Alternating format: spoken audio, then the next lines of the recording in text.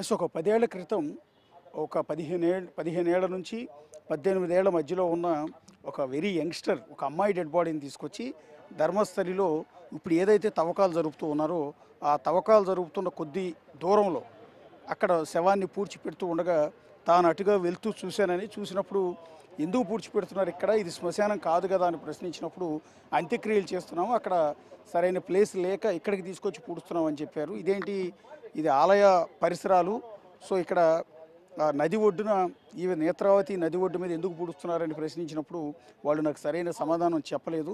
ఆ తర్వాత చెక్ చేశాను, ఈ ధర్మశాలలో ఎవరైనా చనిపోయారని. ఇంతవరకు ఎవరు కూడా ఆ రోజు కానీ, ఆ రెండో రోజు కానీ, మూడో రోజు కానీ, అంతకుముందు రోజు కానీ ఎవరూ చనిపోలేదని తెలిసింది. దాంతో నాకు అనుమానం వచ్చింది. అనుమానం వచ్చి పోలీసులకు ఫిర్యాదు చేశాను కానీ ఎవరూ స్పందించలేదు అనేది జయంత్ చేసిన ప్రధానమైన ఆరోపణ. ఈయన ధర్మస్థలి నివాసి. సో ఇప్పుడు ఇక్కడే ఉన్నారు ప్రస్తుతం పోలీస్ స్టేషన్ ముందే. సో బెల్తంగడి పోలీస్ స్టేషన్ దగ్గరికి ఇప్పుడు ఈ వ్యవహారం జరుగుతున్న నేపథ్యంలో, వ్యవహారం తెర మీదకి వచ్చి ఇన్వెస్టిగేషన్ జరుగుతున్న నేపథ్యంలో జయంత్ అకస్మాత్తుగా తెర మీదకి వచ్చారు. తెర మీదకి వచ్చి ఆయన ఈ నిజాలన్నీ బయటికి చెప్పాము. అంటే తాను 10 ఏళ్లకు పైగా పోరాటం చేస్తూ ఉన్నాను, అయినా కూడా పట్టించుకోలేదు. సో ఇప్పుడు కనీసం ఈ వ్యవహారం జరుగుతోంది, సిట్టు విచారణ జరుగుతోంది. సో ఇప్పుడు తవ్వకాలు కూడా జరుపుతున్న నేపథ్యంలో నేను ఆ రోజు ఇచ్చిన కంప్లైంట్ ఏదైతే ఉందో దాన్ని బయటికి తీయాలని చెప్పి అతను విజ్ఞప్తి చేస్తూ ఉన్న పరిస్థితి ఉంది. ప్రస్తుతం బెల్తంగడి పోలీస్ స్టేషన్ దగ్గరికి జయంత్ వచ్చి పోలీసులకు ఫిర్యాదు చేశారు.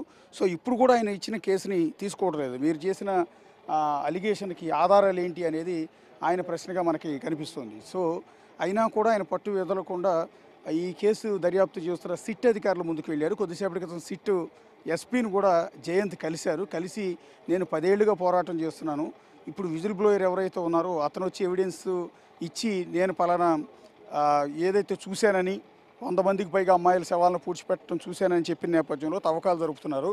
సో నేను చెప్పింది కూడా పరిగణలోకి తీసుకోండి, నా కేసును కూడా పరిగణలోకి తీసుకుని మీరు ఇన్వెస్టిగేషన్ చేయండి అనేది ఇప్పుడు జయంత్ చేస్తున్న ప్రధానమైన ఆరోపణ. ఇప్పుడు అకస్మాత్తుగా జయంత్ తెర మీదకి రావడంతో కేసు ఒక కొత్త మలుపు తిరుగుతోంది.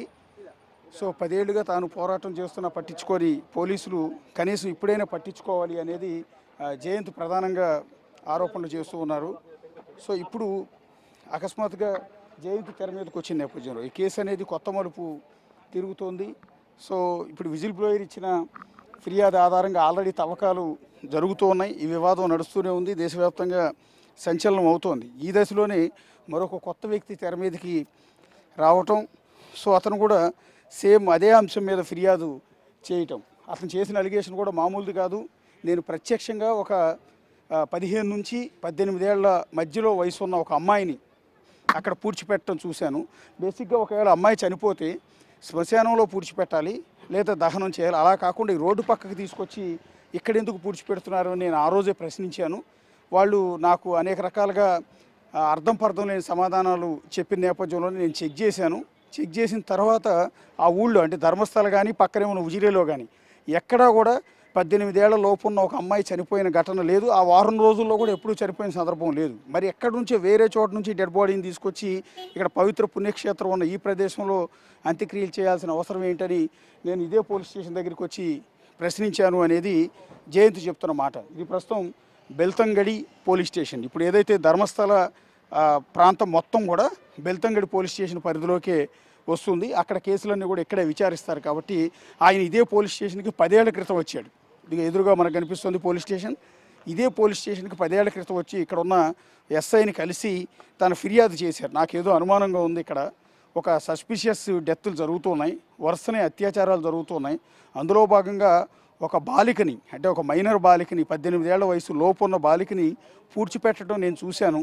అదేమని అడిగితే ఇక్కడే చనిపోయింది, అంత్యక్రియలు చేసామని నాకు అబద్ధం చెప్పారు. దీని మీద విచారణ జరపండి అని ఇదే పోలీస్ స్టేషన్కి 10 ఏళ్ల క్రితం ఇప్పుడు మనం చూసిన జయంత్ వచ్చి ఫిర్యాదు చేస్తే ఈ పోలీస్ స్టేషన్లో పోలీసులు ఎవరు కూడా పట్టించుకోలేదు. పైగా అతన్ని తిట్టి ఇక్కడ నుంచి పంపించి వేశారు. సో ఇదే క్రమంలో ఇప్పుడు అదే పోలీస్ స్టేషన్లో ఉన్న రికార్డ్స్ అన్నీ కూడా మాయమైపోయాయి. ఇక్కడ ఈ చుట్టుపక్కల నమోదైన రేప్ కేసులు కావచ్చు, మర్డర్స్ కావచ్చు, దొంగతనాలు కావచ్చు, మిస్సింగ్ కేసులు కావచ్చు, వీటికి సంబంధించిన ఎంటైర్ రికార్డ్స్ ఇప్పుడు ఏదైతే జయంత్ ఆరోపిస్తున్న ఈ 10 ఏళ్లలో నమోదైన కేసులకు సంబంధించి ఒక్క ఎఫ్ఐఆర్ కానీ ఒక్క రికార్డ్స్ కానీ లేవు. ఎందుకంటే రీసెంట్గా ఒక ఆర్టీఐ యాక్టివిస్ట్ కూడా ఇదే పోలీస్ స్టేషన్లో ఆర్టీఐ రిపోర్ట్స్ అడిగారు. గత 2000 సంవత్సరం నుంచి 2015 సంవత్సరం వరకు ఏదైతే 2015 సంవత్సరం వరకు 15 ఏళ్లలో ఇక్కడ నమోదైన కేసుల డీటెయిల్స్ అన్నీ కూడా ఇవ్వాలని ఆయన ఆర్టీఐ కింద అప్లై చేస్తే ఎలాంటి రికార్డ్స్ మా దగ్గర లేవని ఇదే పోలీసులు ఆయనకి చెప్పి పంపించేశారు. సో అది రిటర్న్ ఇచ్చారు. సో ఆర్టీఐ కింద అప్లై చేసిన దానికి ఎంత వాల్యూ ఉంటుందో మనకు తెలుసు. దానికి కూడా వాళ్ళు సమాధానం ఇవ్వలేదు, మా దగ్గర రికార్డ్స్ లేవని చెబుతూ ఉన్నారు. అంటే ఆ నేపథ్యంలోనే ఈ చుట్టుపక్కల జరిగే క్రైమ్స్కి సంబంధించిన రికార్డ్స్ అన్నింటినీ కూడా ముందుగానే వాటిని తుడిచిపెట్టేస్తున్నట్టుగా, మాయం చేసినట్టుగా క్లియర్గా అర్థమవుతుంది. మనం చూస్తే దృశ్యం సినిమా ఏదైతే చూసామో, దృశ్యంలో ఒక డెడ్ బాడీని మాయం చేయడానికి, అస్థిపంజరాలు ఎముకలు కూడా దొరకకుండా తప్పించుకోవడానికి ఎన్ని రకాల ప్రయత్నాలు చేస్తారు. ఎంటైర్ రికార్డ్స్ అన్ని మాయం చేసేస్తారు. అక్కడ నుంచి శవాన్ని వేరే చోటకి మార్చి, అస్థిపంజరాన్ని కూడా వేరే చోటకి మార్చి పూడ్చి పెడతారు. ఆఖరికి ఫోరెన్సిక్ వాళ్ళు ఆ ఎముకల్ని కలెక్ట్ చేసుకుని పోస్ట్ మార్టం అక్కడికి తీసుకొచ్చిన సందర్భంలో అక్కడి నుంచి కూడా ఆ ఎముకల్ని మాయం చేయటం, వాటిని కనిపించకుండా వాటిని నాశనం చేసి ఇదంతా చూస్తుంటాం. అలాంటి వ్యవహారమే ప్రస్తుతం ఈ ధర్మస్థల్లో ఈ బెల్తంగూడ పోలీస్ స్టేషన్లో జరుగుతుంది. ఇప్పుడు అకస్మాత్తుగా విజిల్ బ్లోయర్ ఇచ్చిన లొకేషన్స్లో తవ్వకాలు జరుపుతుంటే అక్కడ 2 ఏళ్ల క్రితం, అంటే ఈ ఎంటైర్ వ్యవహారం ఇంకా వెలుగులోకి రాకముందు 2 ఏళ్ల క్రితం ఇదే జయంత్ ఎక్కడైతే ఆ రోజు ఆ యువతి డెడ్ బాడీని, అంటే ఆ బాలిక డెడ్ బాడీని పూడ్చిపెట్టారో, ఆ పూడ్చిపెట్టిన లొకేషన్లో నిలబడి సెల్ ఫోన్తో ఒక వీడియో రికార్డ్ చేసి సోషల్ మీడియాలో పోస్ట్ చేశారంట. అంతేకాకుండా అదే వీడియోని పోలీసులకు కూడా పంపారంట. జిల్లా ఎస్పీకి కూడా పంపించాను నేను. సో ఇదే స్పాట్లో 10 ఏళ్ల క్రితం ఒక బాలిక డెడ్ బాడీని పూడ్చిపెట్టారు, నేను ఇదే లొకేషన్లో ఉన్నానని ఒక వీడియో కూడా రికార్డ్ చేసి పంపించినా కూడా ఆ వీడియో మీద కూడా ఎలాంటి స్పందన లేదు. కావాలంటే ఆ వీడియో నేను సోషల్ మీడియాలో అప్లోడ్ చేసిన డేట్తో సహా అన్నీ ఉంటాయి. సో ఆ వీడియోని కావాలంటే మళ్ళీ మీడియా ముందు ప్రొడ్యూస్ చేస్తాను. సో ఇది బేస్ చేసుకుని మీరు నేను చూపించిన లొకేషన్లో కూడా తవ్వండి. ఇప్పుడు ఆల్రెడీ విజిల్ బ్లోయర్ ఇచ్చిన లొకేషన్స్లో ఏ విధంగా అయితే తవ్వుతున్నారో, ఇప్పుడు నేను చెప్పిన లొకేషన్లో మీరు ఖచ్చితంగా తవ్వితే ఆ రోజు నేను చెప్పిన 15 ఏళ్ల నుంచి 18 ఏళ్ల లోపు ఉన్న ఆ రోజు పూడ్చిపెట్టిన ఆ బాలిక డెడ్ బాడీకి సంబంధించిన ఎముకలు, పుర్రెలు ఖచ్చితంగా దొరికే అవకాశం ఉంటుంది. నా మాటను విశ్వసించి అతను చెప్పిన వివరాల ప్రకారం ఎక్కడైతే తవ్వుతున్నారో అదేవిధంగా నేను చెప్పిన చోట కూడా తవ్వండి, మీకు ఖచ్చితంగా ఆధారాలు దొరుకుతాయనేది జయంత్ కొత్తగా తెర మీదకి తీసుకొచ్చిన అంశం. ఇది 3 రోజుల క్రితం వాస్తవానికి జయంత్ ఇదే పోలీస్ స్టేషన్కి వచ్చి ఫిర్యాదు చేశారు. కానీ అప్పుడు కూడా పోలీసులు పెద్దగా పట్టించుకోలేదు. ఎప్పుడో 10 ఏళ్ల క్రితం చచ్చిపోయారని, పూడ్చిపెట్టారని ఇప్పుడు చెప్తే దానికి బేస్ ఏంటి, ఆధారం ఏంటని ఆయన్ని వెనక్కి పంపించేశారు. సో అయినా కూడా పట్టు వేయకుండా మళ్ళీ ఇవాళ వచ్చి సిట్ అధికారి ఎస్పీని కలిశారు. కొద్దిసేపటి క్రితం ఇదే బెల్తంగడి పోలీస్ స్టేషన్ ఆవరణలోనే ఈ ధర్మస్థలి హత్యలకు సంబంధించి ప్రభుత్వం నియమించిన విచారణ కమిటీ, అంటే సిట్ ఆఫీసు కూడా ఇందులోనే ఉంది. సో సిట్ ఆఫీసర్ వచ్చే వరకు నేను కదలనని ఆయన తీర్మానించి కూర్చోవడంతో ప్రస్తుతం ధర్మస్థలిలో తవ్వకాలు జరుగుతున్న చోటు నుంచి సిట్ అధికారి అయిన ఒక ఎస్పీ హుటాహుటిని ఇక్కడ పరిగెత్తుకొచ్చారు. కొద్దిసేపటి క్రితం మనం చూస్తున్నప్పుడు ఒక కారు లోపలికి వెళ్ళింది. వెంటనే మళ్ళీ ఇది పెద్ద ఇష్యూ అయిపోతుంది, ఇప్పటికే కాంట్రవర్సీ అయిపోతుంది, పోలీసులు ఇన్వెస్టిగేషన్ సక్రమంగా సాగట్లేదని, లొంగిపోయారని రకరకాల అలిగేషన్స్ వస్తున్న నేపథ్యంలో సో వేరే దానికి ఆస్కారం ఇవ్వకూడదని హుటాహుటిని అక్కడ పనులు జరుగుతున్న చోట నుంచి పరిగెత్తుకుని 20 కిలోమీటర్ల యువతలో ఈ పోలీస్ స్టేషన్కి వచ్చి ఎస్పీ ప్రస్తుతం జయంతి చెప్పింది విన్నారు, ఆయన ఇచ్చిన ఫిర్యాదు తీసుకున్నారు. మీరు ఫస్ట్ ఆఫ్ ఆల్ దీన్ని ఇక్కడ కాకుండా ఒకసారి ధర్మస్థలి పోలీస్ స్టేషన్కి వెళ్ళండి, ధర్మస్థల పోలీస్ స్టేషన్లో ఫిర్యాదు ఇవ్వండి. అక్కడ కేసు ఎఫ్ఐఆర్ ఫైల్ అయినాక మీ ఆధారాలన్నీ కూడా నేను తీసుకుంటాను సిట్ తరపున దర్యాప్తు చేస్తాం. సో పోలీస్ స్టేషన్లో కేసు నమోదైంది కాబట్టి ఆ ఎఫ్ఐఆర్ని బేస్ చేసుకుని మీరు చెప్పిన చోట లొకేషన్లో కూడా తవ్వకాలు జరుపుతాం. ఒకవేళ మీరు చెప్పినట్టు ఆ లొకేషన్లో కనుక ఆ డెడ్ బాడీ ఆనవాళ్ళు, అంటే ఎముకలు, పుర్రెలు కనుక దొరికితే ఖచ్చితంగా మీరు చెప్పిన దాన్ని విశ్వసిస్తాము అని.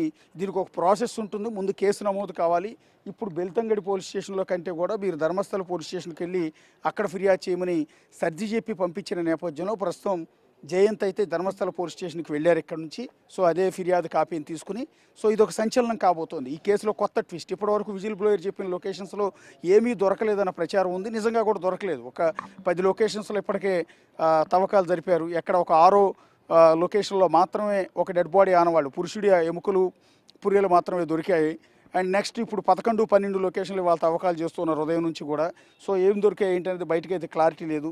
ఒకవేళ అతను చెప్పినట్టు విజిల్ బ్లోయర్ చెప్పినట్టు ఆ 2 లొకేషన్స్లో ఒకవేళ ఏమైనా ఐడెంటిఫై అయినా కూడా కేసు సంచలనం అవుతుంది.